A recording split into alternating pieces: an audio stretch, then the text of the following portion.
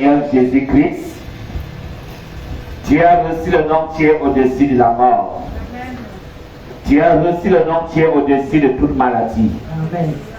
Tu as reçu le nom qui est au-dessus de tout démon. Tu as reçu le nom qui est au-dessus de toute sorcellerie. Tu as reçu le nom qui est au-dessus de toute malédiction. Tu as reçu le nom qui est au-dessus de toute alliance familiale. Nous venons donc célébrer ton Saint-Nom, parce que devant ton Saint-Nom, tout genou fléchit, dans les cieux, sur la terre, dans les eaux. Et en ce moment, et nous déclarons au diable et à son royaume qui n'ont ni part, ni héritage pour ce programme et dans la vie de ton peuple, parce que Jésus-Christ, le roi des rois, le Seigneur des seigneurs, le lion de la tribu de Juda, règne en maître absolu au nom de Jésus. Amen. Saint-Esprit, viens travailler avec nous. Ouvre notre entendement. Accorde-nous ta sagesse. Accorde-nous ton intelligence. Souviens-toi que tu as dit, Seigneur, vous connaissez la vérité et la vérité vous affranchira. Nous disons donc non à la répétition ou d'Israël, la triste histoire de nos parents, tant du côté paternel comme du côté maternel, au nom de Jésus. Amen. Car nous sommes des hommes et des femmes extraordinaires que tu as envoyé cette terre pour impacter notre temps et notre génération. Amen. Je déclare que nous sommes des héros, nous sommes des champions, nous sommes des princes et des princesses pour ta gloire au nom de Jésus. Amen. Maintenant donc, oh Dieu, nous célébrons ta sainte présence parce que nous savons que par cette parole, tu vas délivrer quelqu'un, tu vas restaurer quelqu'un, tu vas guérir quelqu'un et quelqu'un sera béni au travers de cette parole et sa vie ne sera plus de même. Papa, nous disons merci parce que nous savons que c'est fait. Reçois donc l'honneur, la gloire, la louange, la magnificence d'éternité en éternité. Ce nom de ton Fils, notre Sauveur Jésus-Christ, que nous célébrons ta sainte présence dans ta parole et que quelqu'un célèbre.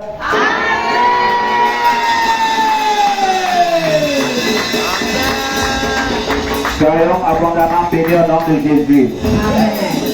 Dis à ton voisin, je suis content de te retrouver ce soir. On dirait que tu n'es pas content de le voir. C'est pour ça que tu lui parles de manière timide.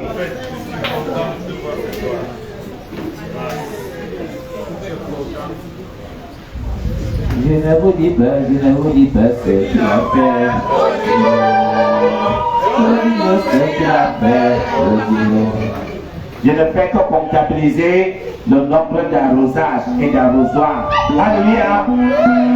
Parce que la servante Yvette devrait à lui sa licence. Alléluia.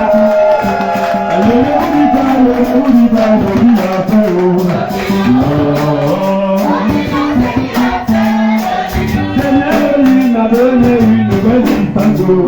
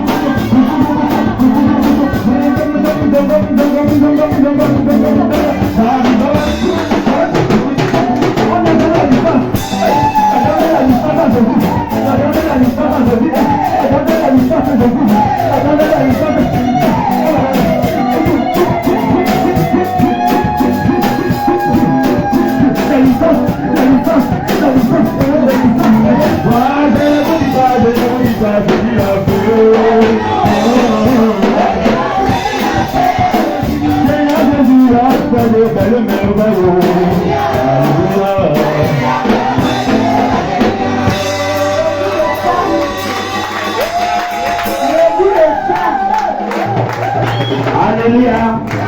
Est-ce que quelqu'un part pour acclamer pour la gloire de Dieu? Bien-aimé, j'ai toujours dit que c'est l'homme qui a peur. Et le fait ne se fait jamais tard avec Dieu. Même quand tu travailles déjà, il faut continuer à te bâtir un profil de carrière. Alléluia. Et gloire à Dieu parce que c'est une licence en ressources humaines. Donc, on peut déjà se préparer doucement, doucement à atterrir au poste de DRH.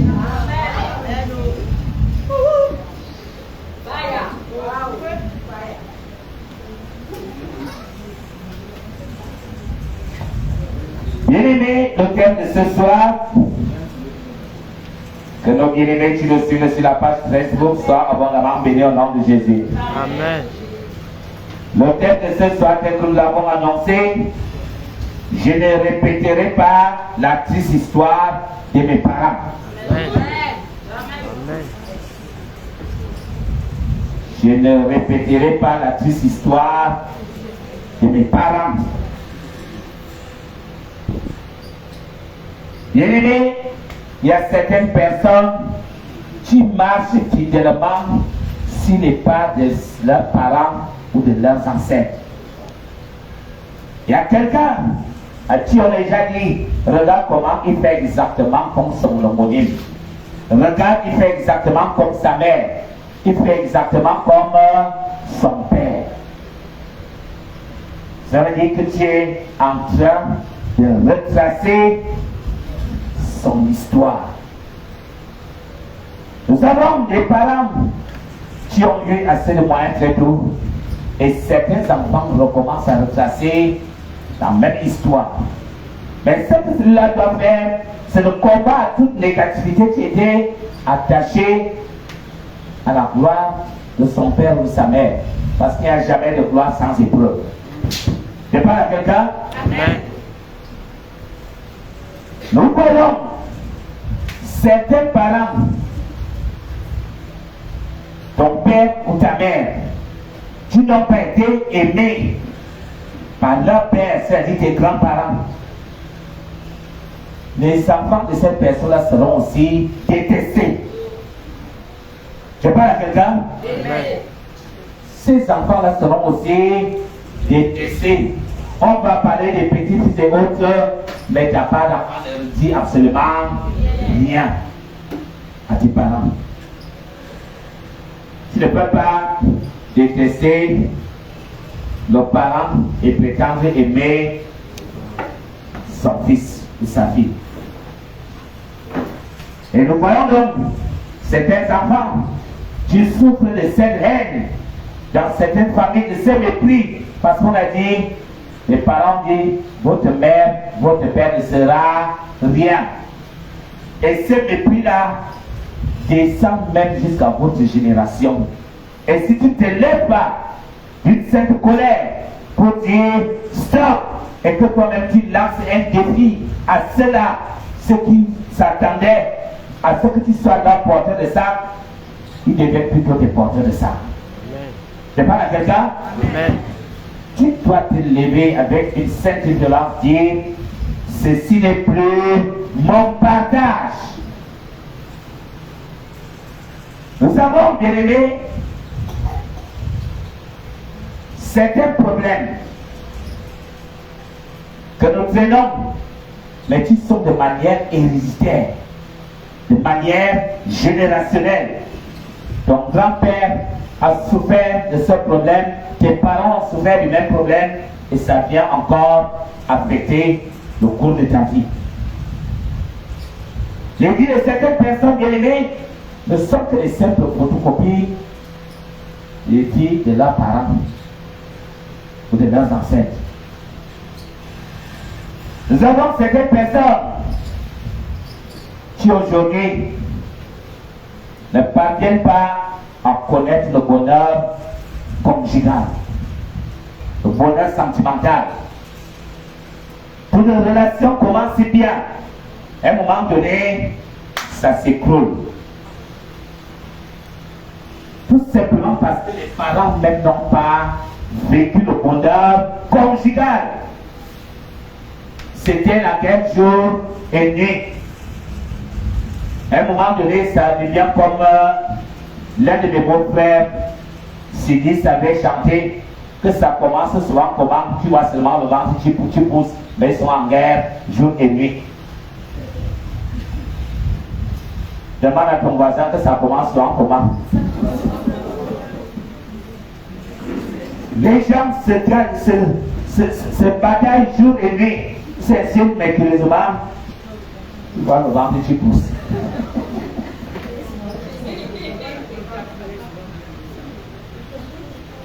Certains enfants bien-aimés ne peuvent pas connaître ce qu'on appelle le bonheur sentimental, tout simplement parce qu'il est venu au monde pendant les temps de tension des deux parents, où il s'est rejeté. D'autres même disent, va enlever la grossesse parce que moi je ne suis pas là-dedans. Ou parfois, ce sont les bouteilles de famille qui se déchirent pour dire, on n'accepte pas celui-ci dans notre famille comme beau-fils. Si tu ne comprends pas, va demander à la belle-fille du sacrificateur Élie. La Bible me dit que lorsqu'elle a appris la mort de son beau-père et de son mari, elle a accouché, elle a appelé l'enfant Ichabod, c'est-à-dire la gloire est bannie en Israël. Parce qu'elle a accouché dans la douleur. C'est pas la quelqu'un? Imagine donc un enfant qui vient au monde pendant qu'il y a des tensions, parfois même la famille de l'homme n'est même pas venue voir l'enfant. Est-ce que c'est la prédiction qui impacte la vie de l'enfant? C'est ça qu'on dit parfois lorsqu'il y a des tensions, qu'on ne dispute pas l'enfant. C'est pas la quelqu'un? Or, tu vas envoyer le feu sur le autel, mais ceci, ça ne sert à rien. Il faut regarder l'histoire de ta naissance. Il est même difficile qu'une telle personne connaisse la joie et la paix parfaite de Dieu. Tu seras en train de survivre au lieu de vivre. Les gens peuvent te voir. Tu peux travailler. Tu peux avoir de l'argent et être à l'abri d'un certain le minimum dans la vie, le strict minimum. Mais quand tu vas approcher cette personne, elle n'est pas heureuse. Cette personne n'est pas heureuse. Nous voyons bien aimé certaines femmes qui ont accouché avant d'aller en mariage. Tous ces enfants vont d'abord aussi accoucher avant d'aller en mariage. Elles sont en train de répéter l'histoire de leur mère. Ah oui, hein? Elles sont en train de répéter l'histoire de leur mère. Nous voyons des fois des mamans qui ont eu des enfants avec des pères différents. Les filles viennent encore répéter la même histoire. On a 3 enfants, 3 pères différents. Et quelqu'un dit, ça doit s'arrêter. Et là, j'envoie le bombe de feu. Regarde l'histoire de la vie de ton père et de ta mère. Tu es lié à eux par le sang. Nous voyons certains qui sont allés en mariage, elles sont revenues, même les filles, bien qu'elles se marient, elles reviennent encore à la case parce qu'elles répètent l'histoire de leurs parents. Amen. Là, tes parents ont échoué, tu dois réussir. Amen. Ce qui était impossible pour eux doit devenir possible.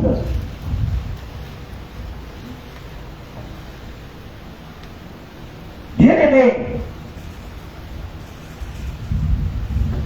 ce que nous appelons les héros de la foi, ce n'était pas des saints. Ce sont des gens qui avaient les qualités et les défauts. Dans certaines familles, Le mensonge, que quelqu'un dise le mensonge. Le mensonge a pris son lit. Il s'est couché dans certaines familles. Et le mensonge là ira de génération en génération. Même si tu as des alliances personnelles avec Dieu, même si tu causes avec Dieu, je dis, il n'y a aucun sang sur cette terre. Et nous allons examiner le cas des mensonges qui allaient de génération en génération et des personnes pour lesquelles tu ne pouvais même pas t'imaginer. Nous allons parler de notre grand-père, Abraham, d'Isaac et de Jacob, qui ont tous excellé dans le mensonge. Je parle à quelqu'un? Et nous sommes tous excellés dans... C'est pas moi qui dis, c'est la Bible qui dit. Tu vas ouvrir ta Bible bien-aimée dans Genèse 12, versets 10 à 13. Pour ce qui est d'Abraham.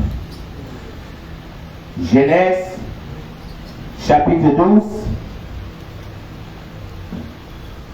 Parce que quand le mal ou même la bénédiction descend en génération, ça s'amplifie.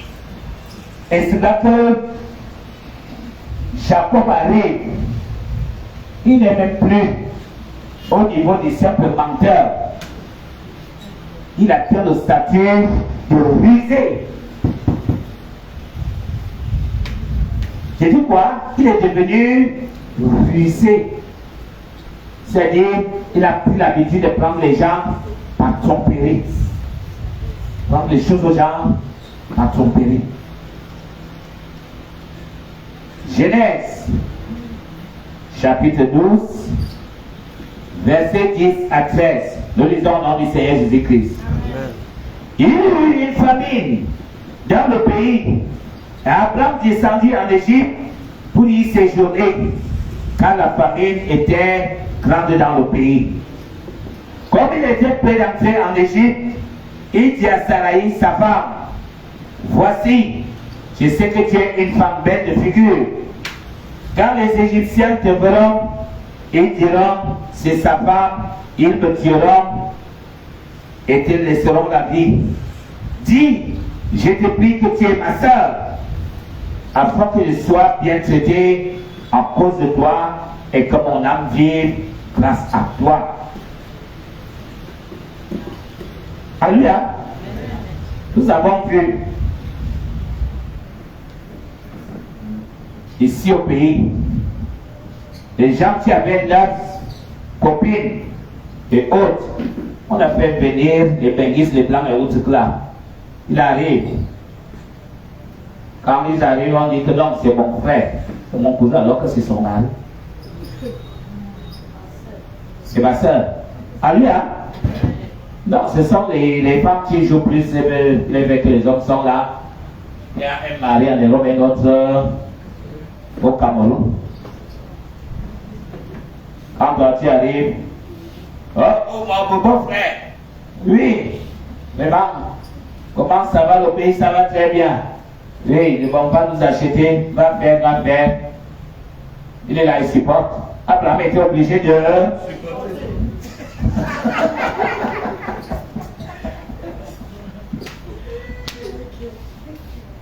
Que maman savait là, il voit comment l'Égyptien vient. Il dit, petite, bon, tu viens me retrouver au restaurant. Abraham était obligé de mettre la pierre sur le cœur. Je vois mon fils Caleb, mon père dit, Gisèle, tu me retrouves à l'hôtel. Il doit mettre la pierre. C'est là l'acteur va pour les dans son film. Alléluia. Abraham, pour sauver sa vie, était obligé de mentir. Son fils, Isaac, vient répéter la même chose. Quand tu es là, à 35 ans. Vraiment, papa, je vais me marier quand. Voilà une vieille maman qu'on discute. Je parle à quelqu'un. Il n'y a plus amen. Que tu veux ou pas. Sarah priait jusqu'à 80 ans. Le roi pourrait derrière elle. Si toi tu crois que tu es fini, ça n'engage que toi. Voilà une maman que les gens discutent. Je ne sais pas, ou bien il faut que je te mette seulement dans le flux d'onction. Tu dors là-bas pendant 2 jours. Ça, quand tu vas ressortir, les gens vont te voir. Genèse 26, versets 6 à 11. Genèse 26, versets 6 à 11.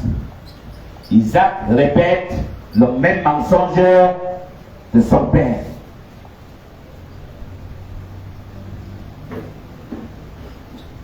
Isaac restait à Guérard. Lorsque les gens du lieu faisaient des questions sur sa femme, il disait, c'est ma soeur.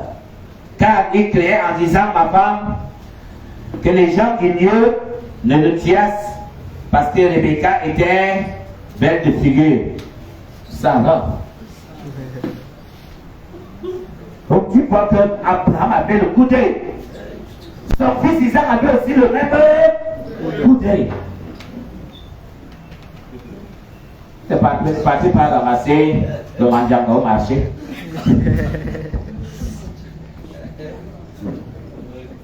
Ce sont des gens qui avaient du choix. Que quelqu'un dise le choix. Le choix. Donc je vais voir ta part. Que ce soit l'homme, que ce soit la femme. Tu viens de ce qu'on appelle là, manger seul. Je vais te chasser avec.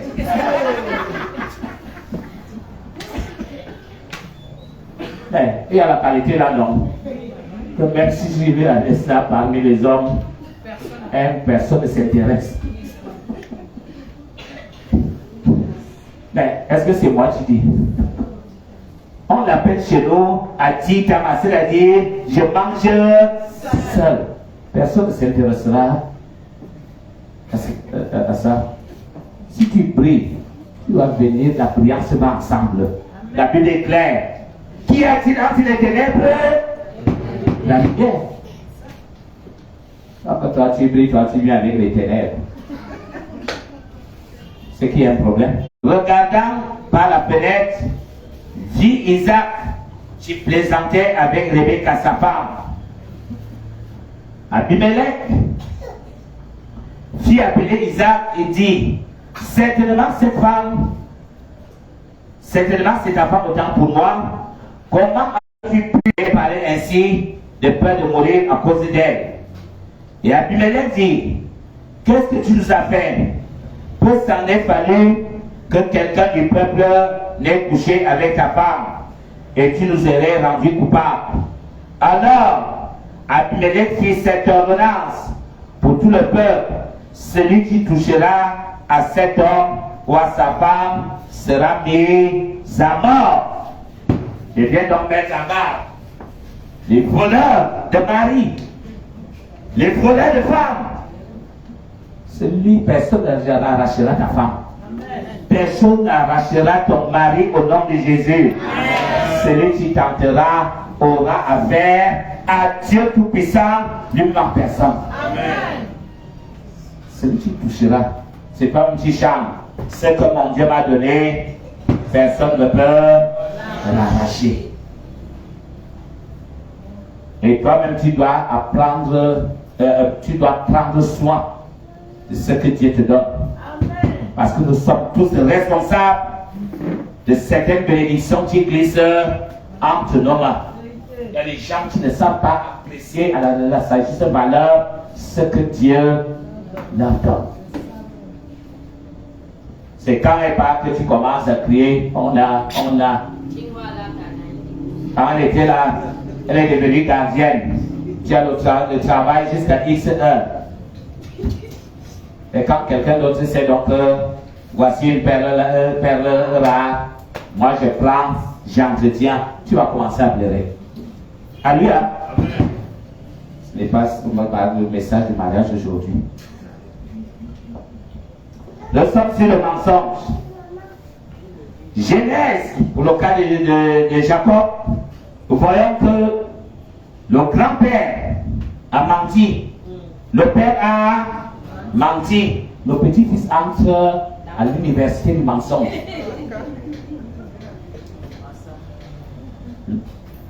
Genèse 27, verset 11 à 13, et du verset 18 à 23.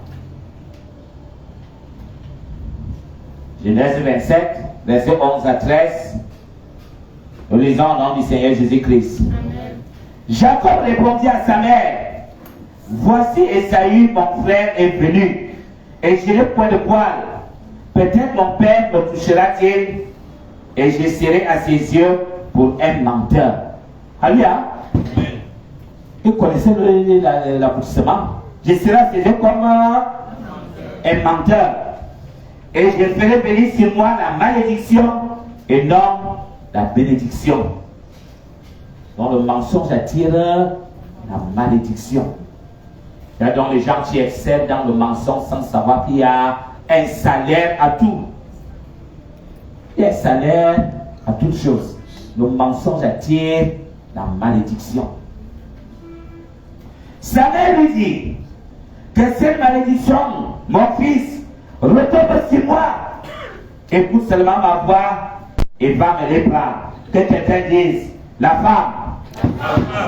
L'autre enfant là, il n'est pas sorti de ton ventre. Alléluia.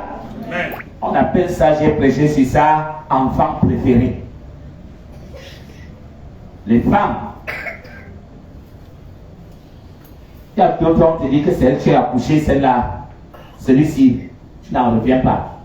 Le traitement est différent et ça sort à l'œil nu.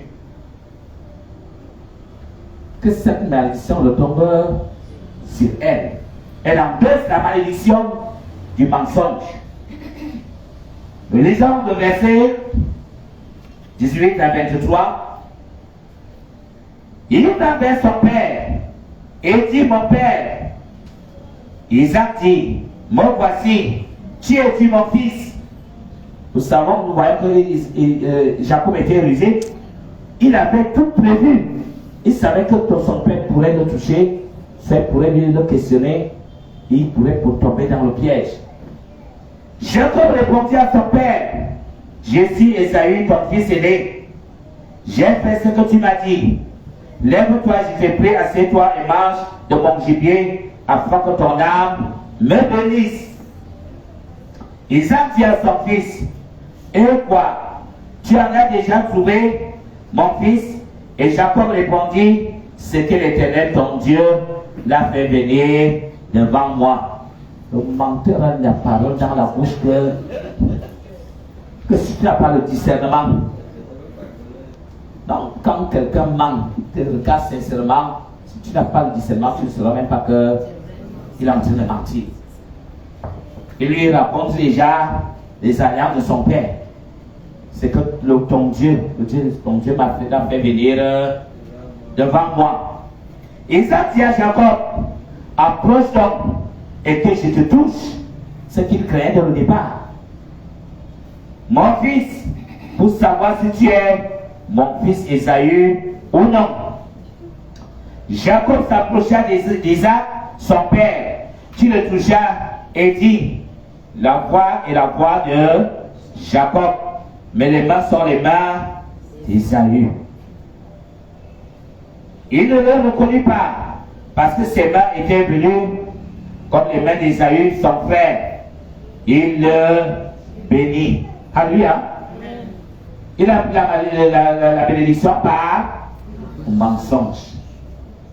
Et c'est là qu'on l'appelle rusé. Malgré qu'il avait déjà pris cette bénédiction, ça ne pouvait pas venir en existence jusqu'au jour où tu as décidé de changer son nom. Pour dire: tu ne t'appelleras plus Jacob, tu t'appelleras désormais Israël. Toi, tu étais donc dans le mensonge. Que Dieu change ton identité ce soir au nom de Jésus. Amen. Que les choses dont le mensonge bloquait dans ta vie commencent à venir en existence. Le diable nous tient parfois par des choses que nous avons tendance à négliger. Ton mensonge a produit quelque chose dans ta vie. Et comme j'ai toujours dit, le pire ennemi, c'est soi-même. Bien-aimé, dans certaines familles, il règne une impudicité hors pair. Comme on demande souvent, est-ce que vous avez mangé la fesse du chien? C'est-à-dire, les femmes vont d'homme en homme. Les hommes aussi, la même chose. Les enfants couchent même avec les femmes des parents. Les cousins s'échangent de femmes. Et c'est tout à fait naturel. Et quelqu'un dise abomination. Et là où est l'impudicité, il est difficile de garder le mariage. Parce que cette personne est constamment dans l'infidélité. Et c'est toujours dit, pendant que tu veux te marier, mets-toi dans la peau d'une femme et d'un homme marié. Tu ne peux pas continuer à être coureur de jupons. Mais tu dis que tu vas prendre la femme de la fille de Dieu et mettre dedans, tu ne vas pas l'accepter pour qu'elle vienne souffrir. Tu ne peux pas dire que c'est toi qui mets les roues de secours, les feux de clignotant et autres, mais tu vas entrer dans le mariage. Dis à ta voisine, sois sérieuse.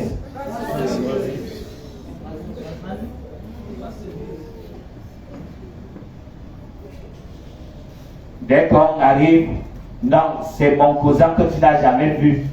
C'est sa mère que je te parlais que... Apprenons à être sérieux. 1 Corinthiens 5, verset 1.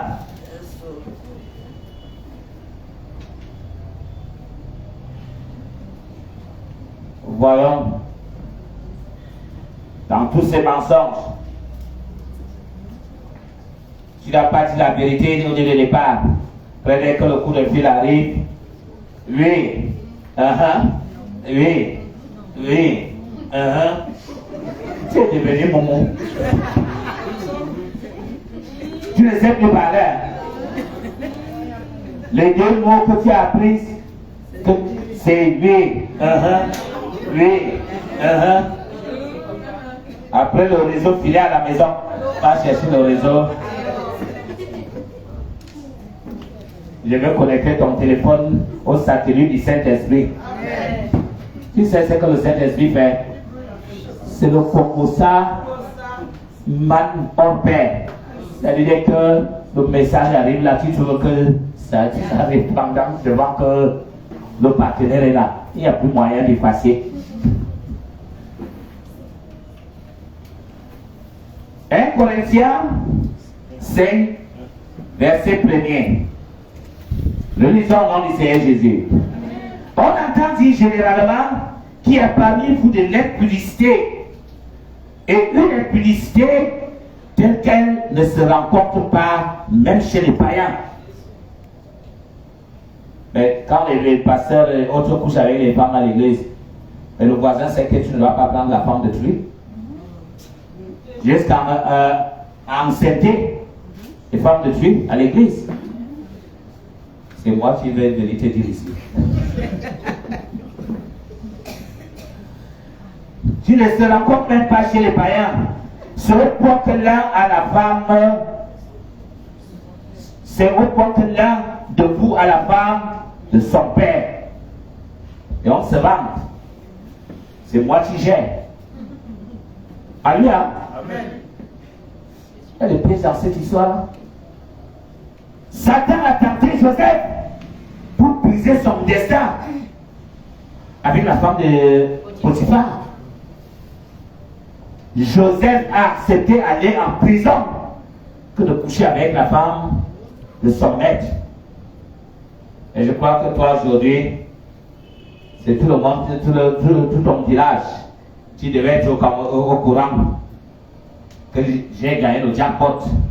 J'ai rencontré la femme du Premier ministre aujourd'hui. Elle a dit que moi je dois assurer. Le couloir que tu vois là, c'est le mot qui ne répond plus. Alléluia. J'ai gagné le jackpot. Ma vie va changer. Attends que Dieu change ton histoire. Amen. La Bible me déclare, seule la bénédiction qui vient de l'Éternel ne se fait suivre d'aucun chagrin. Tout ce qui brille n'est pas or. Et je l'ai toujours dit.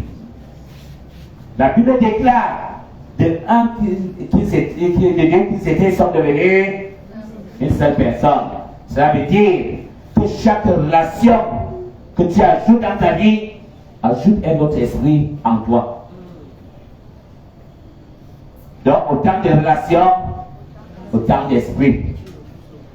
On est dans l'enfer de prière pour le mariage. On n'a jamais brisé, comme je l'ai dit dans un autre thème ici, briser tous les engagements que tu as eu à contracter avec les autres. Tu promettais le mariage, tu promettais, est-ce que tu as annulé ça? Tu parles à quelqu'un? Dis à ton voisin, va travailler. Annule tous ces engagements. C'est en ce temps-là que Dieu ouvrira les portes du mariage.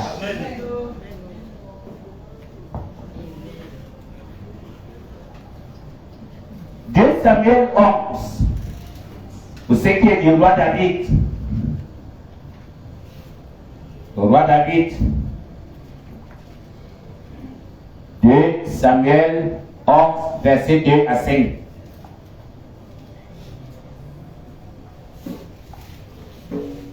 De Samuel 11, verset 2 à 5.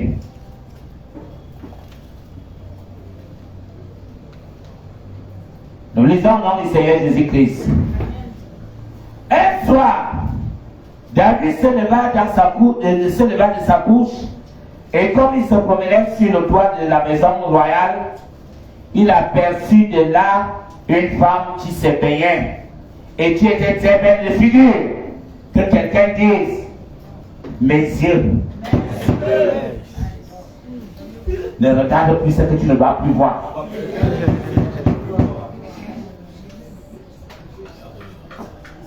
On dit qu'il était où? Il était au palais royal. Mais au lieu de regarder ce qui est à l'intérieur du palais, il commence à regarder ailleurs.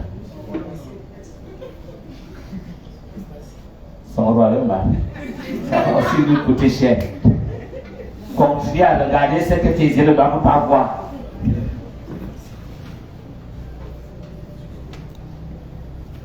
On dit que la femme était très belle. De figure, comme c'est les mamans, ses grands-mamans. Alléluia. Elle était belle de figure. David fit demander qui était cette femme. On lui dit, n'est-ce pas Bathsheba? Donc tu veux dire que tu ne connais plus la femme d'Uri? Que quelqu'un dise la convoitise. Parce que quand tu es déjà morcin, tu fais semblant de ne plus être au courant de quoi que ce soit. N'est-ce pas Bathsheba, fille d'Eliam, femme d'Uri, le Hétien? Donc tu veux dire que tu ne connais plus la femme de ton serviteur? Et David envoyait des gens pour la chercher. Elle va vers lui. Il coucha avec elle. Après s'être purifiée de sa fièvre, elle retourna dans sa maison. Cette femme devint enceinte. Elle fit dire à David, je sais. Tu as peur de moi enceinte. Je suis enceinte. L'irréparable et consommé.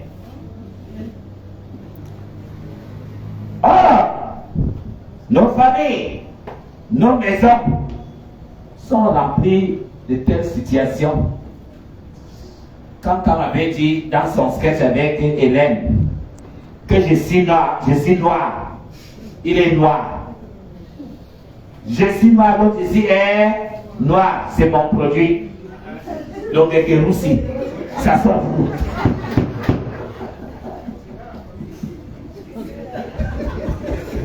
C'est le sang de la famille.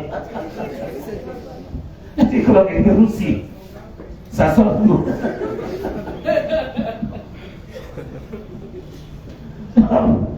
Il y a des enfants qui arrivent au sein d'une famille, tu regardes le visage est pareil. Mais l'autre vient avec la tête là comme la doigt de Congo.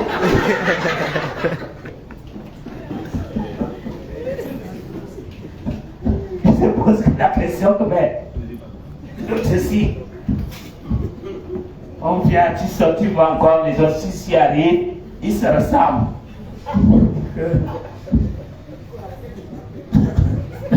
La grand-mère.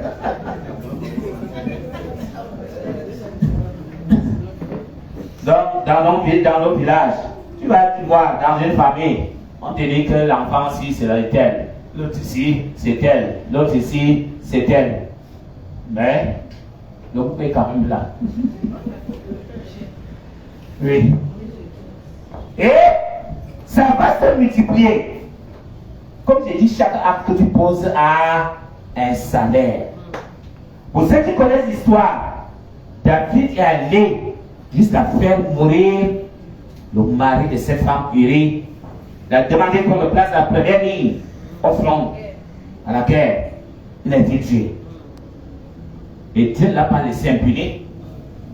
Pour ce péché, David a perdu le trône. Il a erré pendant des années et c'est son propre fils qui voulait en finir avec lui. Et Dieu dit à David, toi tu as fait en cachette, mais je ferai que ta part, que ce soit au vu aussi de tout le monde. Et c'est ce travail donc qui a été confié à son fils même, Absalom. 2 Samuel 16, versets 21 à 22. Il y a certaines situations que quand vous les vivez à la vieillesse, parfois les gens qui ne te connaissent pas ont pitié de toi sans savoir que Dieu te fait subir c'est la loi du karma. Ce que tu as fait subir aux autres pendant que tu es déjà fini, pas moyen de faire un petit bien récupérer la canne de la retraite que tu as engagée à la dernière minute. On monte avec elle, on descend, le cœur peut s'arrêter, tu demandes même la mort ne vient pas. 1 Samuel 16, verset 21 à 22. 2 Samuel, autant pour moi, merci. 2 Samuel 16, verset 21 à 22. Et Achitophel dit à Absalom, va vers les concubines de ton père. Va vers les concubines que ton père a laissées, autant pour moi, pour garder la maison. Ainsi, tout Israël saura que tu t'es rendu au Dieu à ton père. Et les mains de tous ceux qui sont avec toi se fortifieront. On tressera pour Absalom une tente sur le toit. Et Absalom alla avec les concubines de son père aux yeux de tout Israël.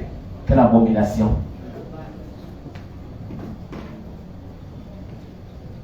Donc voilà, toujours de ces révélations. Et ici, parce que Dieu avait tué même l'enfant qui était dans le ventre de cette femme. Nous le savons tous. Cet enfant-là, Dieu l'a tué. Salomon est venu. Il a été désigné héritier d'homme. Donc, il hérite du bien comme du mal. Lui vient alors c'est le Terminator. Tyran d'élite, que quelqu'un dise tyran d'élite. 1 Roi 11, verset 3. On nous voit comment le péché de l'impudicité va de génération en génération. 1 Roi 11, verset 3.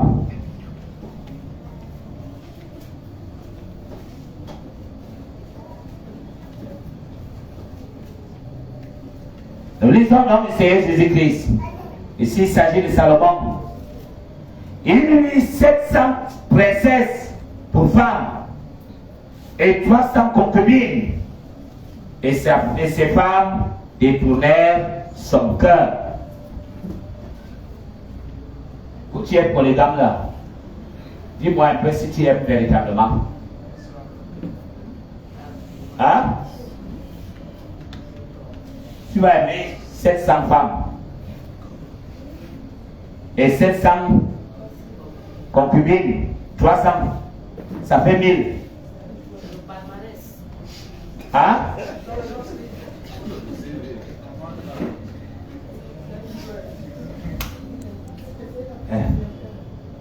Il a plusieurs cœurs là. On a dit qu'on a même détourné le cœur là. Le cœur là ne serait plus de Dieu à cause de l'impudicité.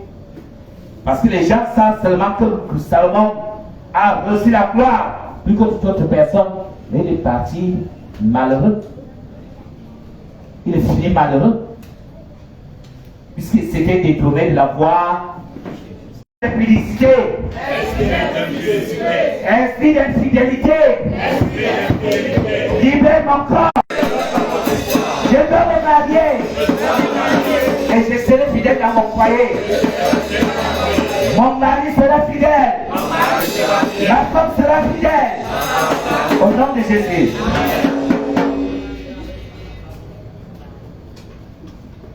Tu ne dois pas répéter l'histoire de ta mère.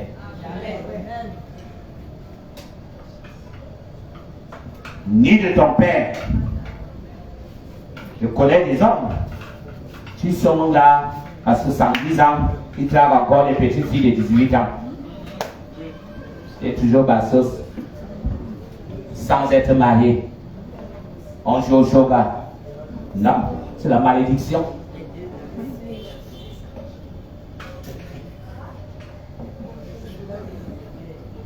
Bien-aimés, certaines personnes souffrent à cause de la malédiction à cause de la bénédiction tardive.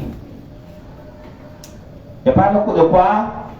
La bénédiction tardive.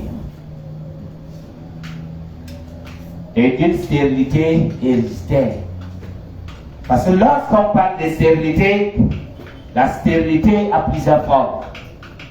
Nous avons la stérilité spirituelle, la stérilité physique, la stérilité professionnelle, la stérilité conjugale, la stérilité matérielle et financière. Alléluia. Parce que lorsqu'on parle de stérilité, on voit seulement parce que tu ne dois pas accoucher. La stérilité, c'est tout ce qui empêche le progrès, la croissance, la multiplication. Or, il y a donc certaines personnes ou alors certaines familles qui sont soumises à la bénédiction tardive, c'est-à-dire les choses arrivent au soir de leur vie. Demande à ton voisin, si je me marie à 70 ans, je vais élever mes enfants quand?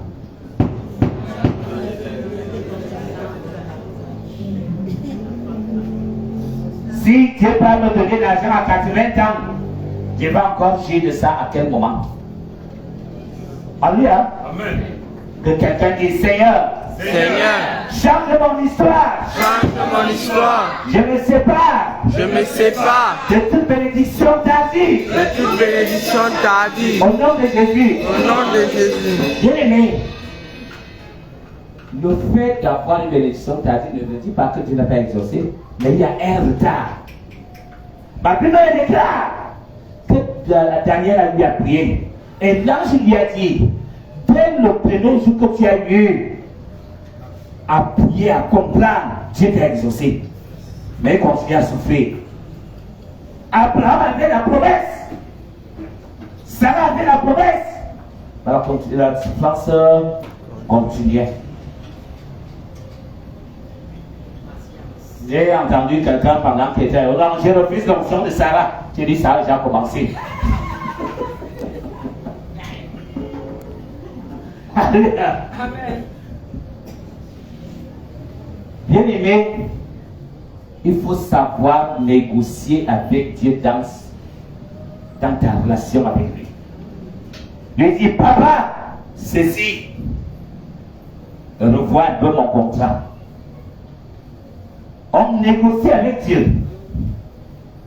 Je le disais que plusieurs personnes sauf qui ont déjà eu des opportunités de changer au cours de leur histoire, mais manquant d'intelligence, manquant de connaissance, ils continuent à souffrir aujourd'hui.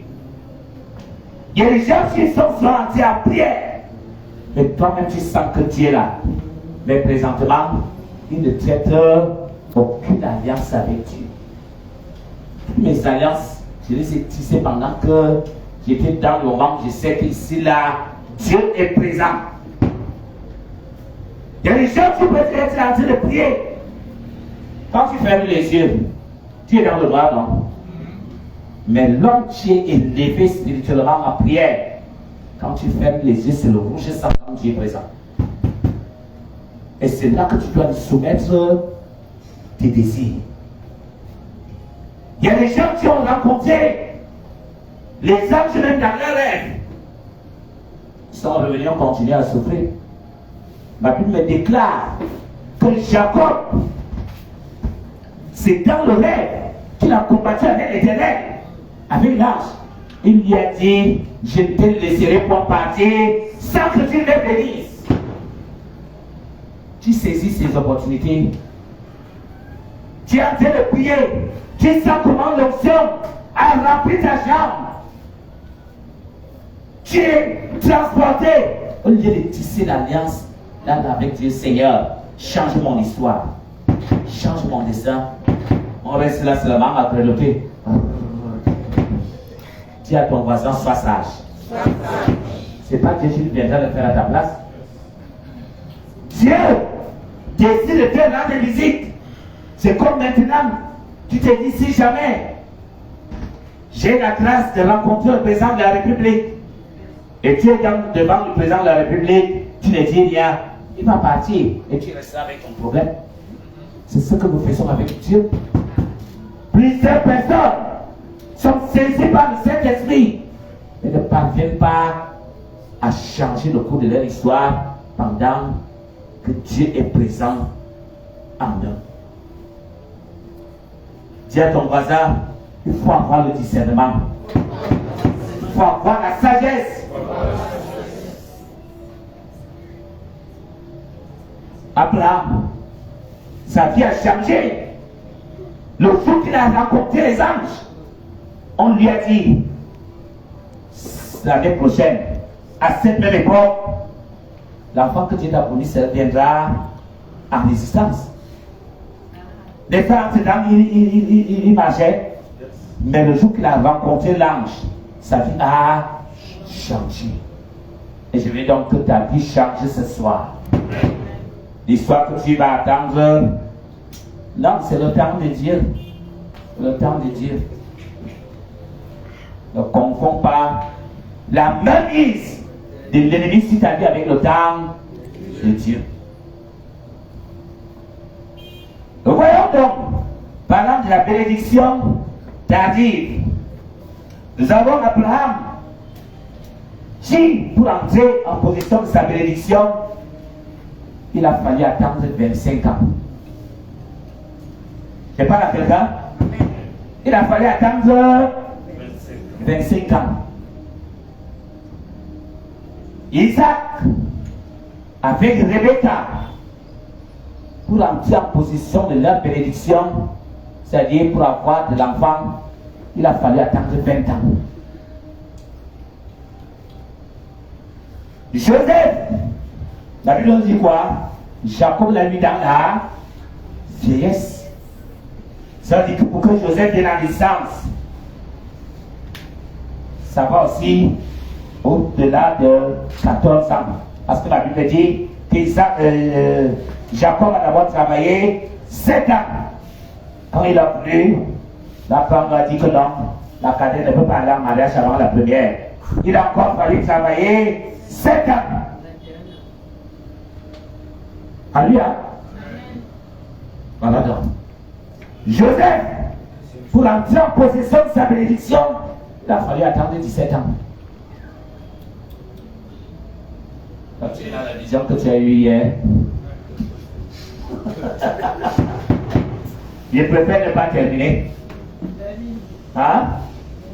La vision que tu as eue hier là, tu te décourages déjà. L'homme de Dieu t'a dit, je vois venir en existence. Ça vient. Est-ce que tu as déjà fait une semaine, 2 semaines? Parce que ce que le prophète a dit là est vrai. Ce que l'apôtre a dit là, parce que depuis là, moi je ne vois même pas un signe. Hein. Quel est le signe que je t'ai donné? Alléluia. Je ne vois même pas un signe. Je sais que ça va même commencer. Où? Ça va commencer comment? Parce que quand moi je regarde même, tu es déjà en train de tirer ta vision. Alléluia. La Bible déclare, si tu ne doutes en rien, tu verras la chose s'accomplir. Quand Abraham et Sarah, Genèse 21, verset 1 à 5.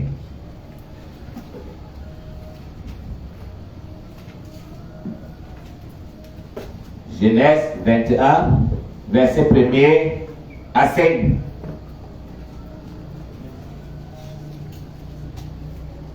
L'Éternel se souvint de ce qu'il avait dit à Sarah. Et l'Éternel accomplit pour Sarah ce qu'il avait promis. Sarah devint enceinte. Et elle enfanta un fils à Abraham dans sa vieillesse, au temps fixé, dont Dieu lui avait parlé. Donc Dieu avait dit à Sarah. Hein? On dit que Dieu lui avait parlé. Lui avait fixé un temps. Abraham donna le nom d'Isaac au fils qui lui était né, que Sarah lui avait enfanté. Abraham circoncit son fils Isaac, âgé de 8 jours, comme Dieu le lui avait ordonné. Abraham était âgé de 100 ans à la naissance d'Isaac, son fils. Il était âgé de 100 ans.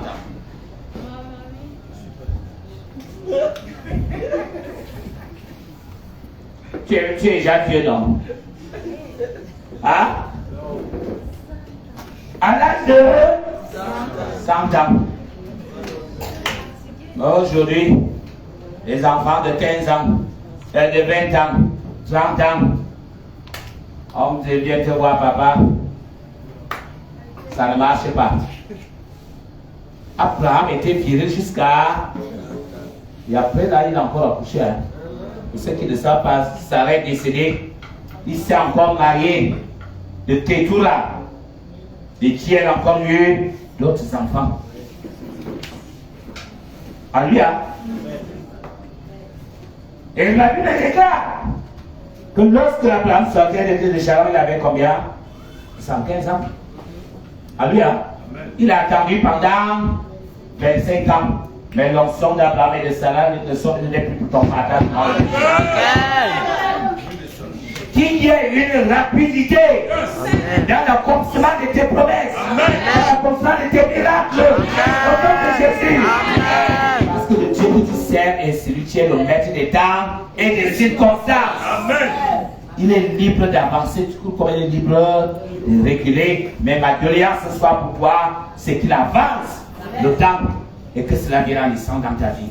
Amen. Sarah avait trouvé une formule charnelle en prenant que sa femme avait donné à son mari. Tu verras que sa belle petite fille va encore faire la même chose. Je parle à quelqu'un? Amen. Il faut dire que les femmes d'avant, là, c'était des vraies femmes.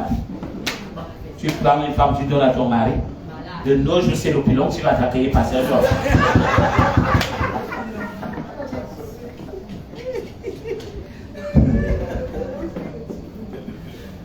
Tu sais que c'est l'opulon. Nous voyons le cas d'Isaac et Rebecca. Genèse 25, verset 19 à 21 et verset 26. Genèse 25, verset 19 à 21. De nos jours que les maisons sont remplies avec les agents de la NASA. On décode les téléphones, on fouille. Tu fouilles même quoi? Alléluia. Amen.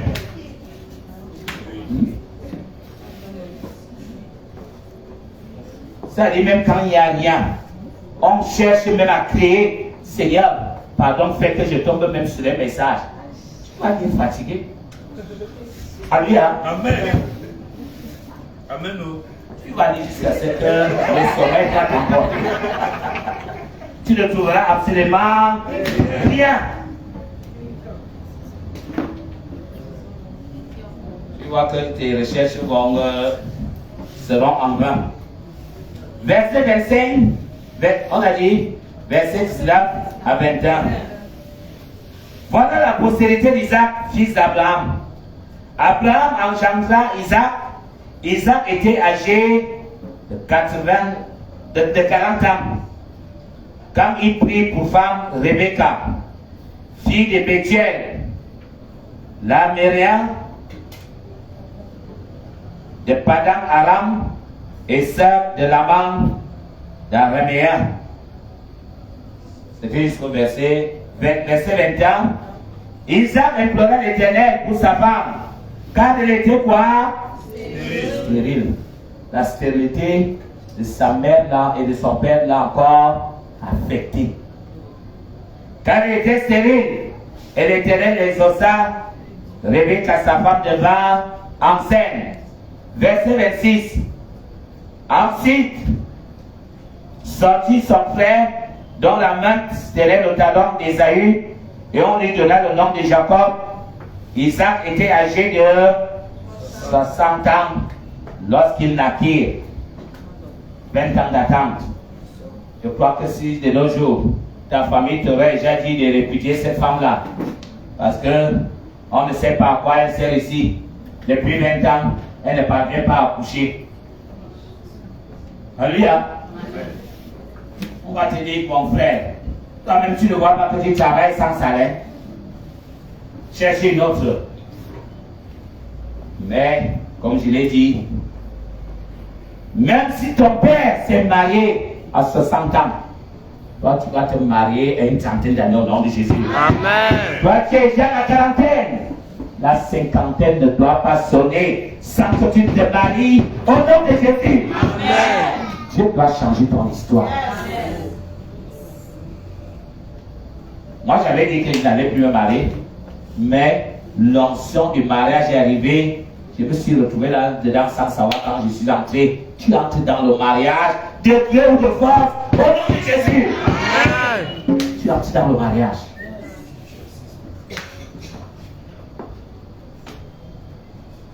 « 20 ans d'attente. Et nous voyons comment cette bénédiction tardive va encore descendre sur le petit-fils Jacob avec Rachel. Genèse 30, verset 1 à 5 et verset 22 à 24 pour clôturer. Genèse 30. Et nous voyons que tous ces gens-ci souffraient comme ça sans se rendre compte que ce sont des problèmes héréditaires, qu'il fallait commencer le travail de la prière partant de la race, c'est-à-dire de leur grand-père, leur grand-mère, de son père, de sa mère, pour que ça soit brisé dans sa propre vie. Plusieurs personnes sont donc en train de réécrire l'histoire de leurs parents. Tant que tu ne te lèves pas, tu risques de laisser cet héritage-là à tes enfants. Ils risquent de souffrir des mêmes mots. Mais cela n'est plus ton partage au nom de Jésus. Amen. Verset 1 à 5. Lorsque Rachel vit qu'elle ne donnait point d'enfant à Jacob, elle porta envie à sa sœur. Et elle dit à Jacob, donne-moi des enfants ou je meurs. Quel défi. Alléluia. Rachel savait qu'elle était fidèle. Elle savait qu'elle n'était pas stérile. Le problème venait de son mari. Alléluia. La stérilité était attachée à Jacob, qui est d'une génération stérile. Il lui dit, donne-moi un enfant ou je meurs. La colère de Jacob s'enflamma contre Rachel. Il dit, si à la place de Dieu, tu t'empêches d'être féconde. Elle dit, voici ma servante, Bila, va vers elle, qu'elle enfante sur mes genoux, et que par elle, j'ai aussi des fils. Onction de Saraï. Alléluia. Ça va de grand-mère à belle-fille, à petite belle-fille. Et elle lui donna pour femme Bila, sa servante. Et Jacob alla vers elle. Bila devint enceinte et enfanta un fils à Jacob. Verset 22 à 24. Dieu se souvint de Rachel. Que quelqu'un dise, Seigneur, souviens-toi de moi ce soir. Souviens-toi de moi ce soir. Je dois me marier. Je dois me marier. Je dois travailler. Je dois travailler. Je dois prospérer. Je dois prospérer. Je dois avoir des enfants. Je dois avoir des enfants. Je dois laisser un héritage. Je dois laisser un héritage. L'Éternel se souvint de Rachel. Il l'exauça. Il la rendit fécond. Elle devint enceinte et enfanta un fils. Et elle dit, Dieu a enlevé mon opprobre. Que l'opprobre qui est attaché à ta vie sentimentale, à ta vie professionnelle, à tes projets, tombe et par le nom de Jésus. Que tu sois lavé par le sang de Jésus et que la fécondité se saisisse de toi spirituellement, physiquement, professionnellement, matériellement, financièrement, au nom de Jésus. Amen. Elle lui donna le nom de Joseph en disant que l'Éternel m'ajoute un autre fils. Aujourd'hui, Dieu te donne le Joseph du mariage, le Joseph du travail, Amen. le Joseph des finances, Amen. le Joseph de ton ministère, Amen. le Joseph de tes affaires. Amen. Que tu es pas dedans. Ton dame et ta génération, comme Joseph, là où le péché a abondé, la grâce a surabondé, là la stérilité a rayé, provient de ses entrailles des héros, des champions, ça de nom de Jésus.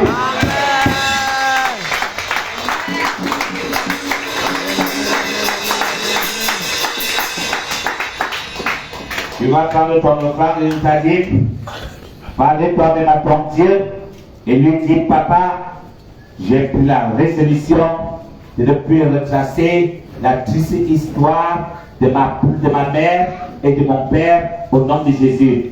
Le pasteur Georges va clôturer.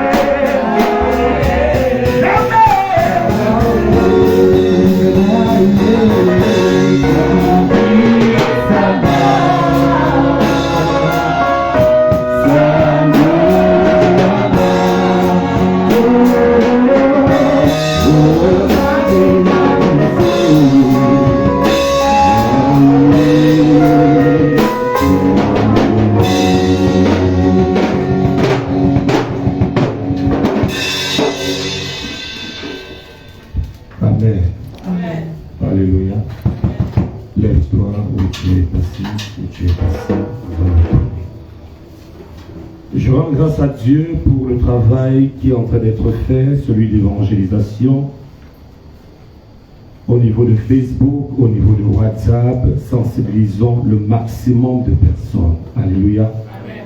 Ne rate pas ta visitation. Derrière l'homme, derrière la femme que tu vas entraîner dans ce ministère, pour recevoir sa bénédiction, tes problèmes seront aussi résolus. Amen. Tu n'auras pas besoin de beaucoup prier, parce que tu as rendu ministère quelque part. La grâce de Dieu va te localiser. Amen. Parce qu'il y a un aveugle quelque part qui t'attend. Il y a un infirme quelque part qui t'attend. Et il y a une stérile quelque part qui t'attend. Pour que Dieu te bénisse. Alléluia. Bien-aimés, nous avons cette bénédiction que nous n'avons pas. Pas parce que nous ne prions pas, mais parce que nous ne donnons pas cette grâce à quelqu'un d'autre. Pendant ce programme, ne viens pas seul. Vide ta maison. Viens recevoir la grâce de Dieu. J'ai été abondamment béni lors du premier programme. Ma nièce est partie en mariage. Ma soeur est partie en mariage. C'est une grâce. Alléluia. Amen. Ne rate pas ta visitation. Ça se passe ici à partir de la semaine prochaine. Alléluia. Amen. Même si tu n'as pas de flyers, communique avec la bouche. Nous avons envoyé un lien sur Facebook. Publie à tes contacts. Alléluia. Ne rate pas ta visitation. Je bénis le nom de l'Éternel notre Dieu pour le message de ce soir. La vie de nos parents ne doit pas continuer sur nous. Notre vie à nous ne doit pas continuer sur nos enfants. Les moments difficiles que nous traversons aujourd'hui, bien-aimés, la stagnation, la limitation et surtout le retard d'accomplissement, ça ne doit pas être le partage de nos enfants. Nous avons encore aujourd'hui le temps de décider, de dire non, ce n'est pas le partage de nos enfants. Même si nous avons subi, aujourd'hui, nous venons encore de recevoir la vérité, que cela ne soit pas le partage de nos enfants. Amen. Alléluia. Amen. Les mains levées vers le trône de gloire.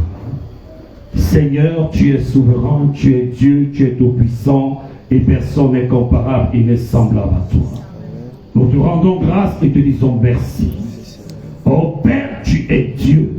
Et tu as dit, éternel mon Dieu, que nul ne vient à ta rencontre et retourne le même. Chargé, éternel mon Dieu, plein ce soir, éternel mon Dieu, de ta bonne parole. Seigneur, nous te rendons grâce parce que la délivrance a toqué dans nos vies au nom de Jésus-Christ. Merci, éternel mon Dieu, d'avoir exposé, éternel mon Dieu, les chutes de nos parents, et nous avons, éternel mon Dieu, enseigné ce soir, afin que ces mêmes erreurs ne reviennent pas de plus dans nos vies, que ces mêmes erreurs, ces échecs ne soient pas notre partage, que le passé de nos parents, que le présent de nos parents, que le futur de nos parents ne vienne, éternel mon Dieu, Papa, nous éloigner de la grâce que tu as prédestinée pour nous. Ô Père, nous prions au nom de Jésus, afin que tout ce qui n'est pas du juste, qui était connecté à leur vie, ne soit pas notre partage au nom de Jésus. Ô Père, nous déclarons par le feu que tout ce qui n'est pas du juste, des sémences dans leur vie qui ont été transférées dans la nôtre, brûlent par le feu du Saint-Esprit au nom de Jésus, et que nos enfants, éternel mon Dieu, soient mis à part, que cela ne soit pas leur partage. Père, nous bénissons ton nom. Tu as dit que nous connaîtrons la vérité et la vérité nous affranchira. Je déclare au nom de Jésus-Christ que tout caractère que nos parents ont eu et qui a été pour eux une occasion de chute ne sera pas notre partage au nom de Jésus. Et si cela a déjà été transféré par ton feu, que ce caractère déménage maintenant. L'impudicité n'est plus notre partage. La pauvreté n'est plus notre partage. Le célibat n'est plus notre partage. Au nom de Jésus-Christ, ô Père, tu es souverain. Nous te donnons toute la paternité. Tu as dit dans ta parole, dans l'île de Malachie 3, Seigneur, de ne pas venir dans ta maison les mains vides, d'amener dans la maison du trésor nos dîmes et nos offrandes, afin qu'il ne manque jamais de nourriture dans ta maison. Pardonne-nous, ô Père, pour les moments où nous avons désobéi, et accorde-nous ta grâce infinie, Seigneur, pour l'obéissance que nous apportons dans ta maison. D'aide à recevoir maintenant, éternellement Dieu, nos offrandes et nos dîmes auprès de toi comme un parfum de bonne odeur. Et à travers, éternellement Dieu, notre obéissance, ô mon Dieu, menace le dévoreur. En cette période de rentrée scolaire, éloigne les maladies, les incidents, les mauvaises rencontres, éternellement Dieu, qui nous feront dépenser de l'argent. Mais connecte-nous, Père éternel, à ta source d'eau inépuisable. Lorsque nous crions le matin, qu'avant midi qu'il y ait déjà la solution, que les pensions soient payées au nom de Jésus, les cahiers payés au nom de Jésus, l'argent éternel, mon Dieu, pour le nécessaire des enfants, oh mon Dieu, soit notre partage au nom de Jésus-Christ. Seigneur, souviens-toi de ton nom, le vase d'honneur par lequel tu es passé, éternel mon Dieu, ce soir, pour nous communiquer ta grâce. Tu as dit que celui qui arrose est d'abord lui-même arrosé. C'est pour cela que ce soir, nous te célébrons. Parce qu'avant qu'il ne monte sur ton autel, au Père, depuis l'éternité, tu avais déjà prédestiné des finances. Tu avais déjà prédestiné une notion particulière dans ta vie. Parce que tu n'es pas un homme pour mentir. Nous te disons merci pour ton nom.